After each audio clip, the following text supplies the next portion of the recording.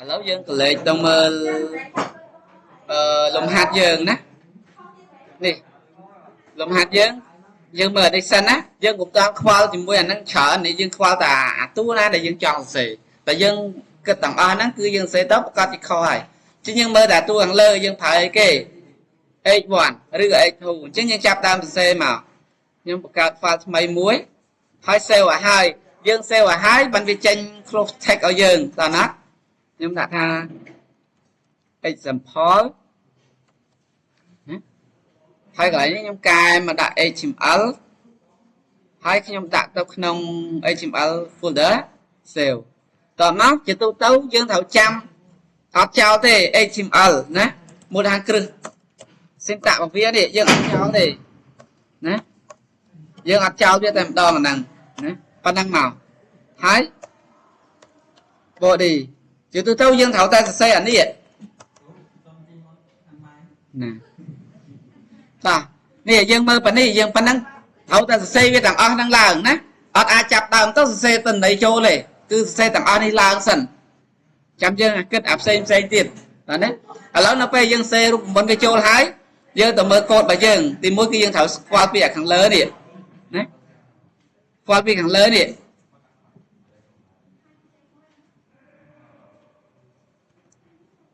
ស្គាល់ពីខាងលើនេះអញ្ចឹងយើងចាប់ដើមសរសេរអញ្ចឹងយើងត្រូវគិតថាហ្នឹងគឺជា H1 ឬក៏ H2 ឥឡូវខ្ញុំដាក់ H1 អញ្ចឹង H1 របស់ខ្ញុំសរសេរមក how to អីមកណាអញ្ចឹងមកតើនេះហើយយើង save សិនមកជា control S save វាមកយើងចូលទៅ test វាសិនថាតើបើយើងនឹងត្រូវអត់ឃើញវាចេញមកហើយនេះចេញមកណាអញ្ចឹងនៅពេលដែលវាចេញហើយបានយើងចាប់ដើមសរសេរតអីគេទៀតនេះចាប់ដើមមកយល់ជាមួយនឹងអក្សរដើមម្ដងក្រៅពីនេះយើងមិនតន់អាចគិតអក្សរដើមសិនណាអញ្ចឹងអក្សរដើមដោយសារវាស្ថិតនៅក្នុង paragraph អញ្ចឹងយើងត្រូវតែកំណត់អីគេ paragraph មួយសិនណា enter ចុះមកក្រោមបន្ទាប់មកយើងគិតទៅលើអក្សរដើមអញ្ចឹងយើងវាយអក្សរដើមមកនេះឃើញណាអញ្ចឹងអក្សរដើមរបស់យើងអីគេអក្សរដើមរបស់យើង writing ណាparagraph ណាហើយយ៉ាងមកណាអញ្ចឹងនៅពេលដែលយើងរានទៅ save មករានទៅនេះវាចេញ paragraph របស់យើងបន្តមកទៀត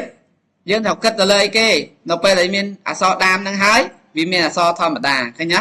អញ្ចឹងអក្សរធម្មតាសរសេរពីក្រោមមកសរសេរពីក្រោមនឹងទៀតមកនេះបណ្ដាលនៅក្នុងអីគេនៅក្នុង paragraph ណានៅក្រោម B តែនៅក្នុង paragraph អញ្ចឹងយើងសរសេរមកនៅពេលដែលយើងសរសេរទៅរានទៅវានឹងចេញទៅជាអក្សរធម្មតាឃើញទេជាអក្សរធម្មតាតណានៅពេលដែលយើងចប់ paragraph ទី1ឥឡូវលោកគ្រូ copy នេះណា copy នេះមើលទៅវាស្អាតតិចណាពីមកណាវាចេញតែមួយតួឯងវែងណាអញ្ចឹងយើងកាត់វាមក enter មកណានេះឃើញទេដល់ពេលនេះអីគេអក្សរដើមរបស់យើងនឹង paragraph copy ពីនេះមក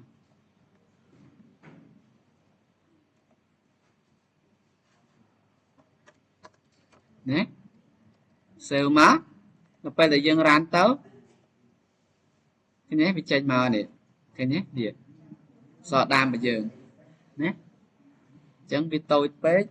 នេះណា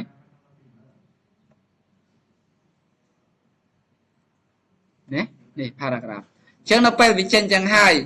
យើងចាប់មួយ paragraph នេះឃើញទេចាប់ទំនាបអញ្ចឹងយើងចាប់ដើមនេះ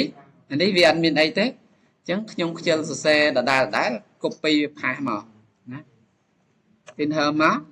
យើងកែអានេះលុបតានេះចេញវិញមកនេះណា save វាមកអញ្ចឹងនៅពេលដែលខ្ញុំរានទៅឃើញវាចេញមកនេះណាពីរឃើញគ្នាអាមួយអក្សរដើមខាងលើបន្តិចអានេះធម្មតាហើយខាងក្រោមមួយទៀតដូចគ្នាថែមវាមួយទៀតមក paragraph មួយទៀតមកណាអញ្ចឹងបើសិនតែខ្ញុំពីរបៃតងគឺវានៅតែគៀកគ្នាដែរ đấy tôi bay dương cùng liệt với dương ngay bị kia chờ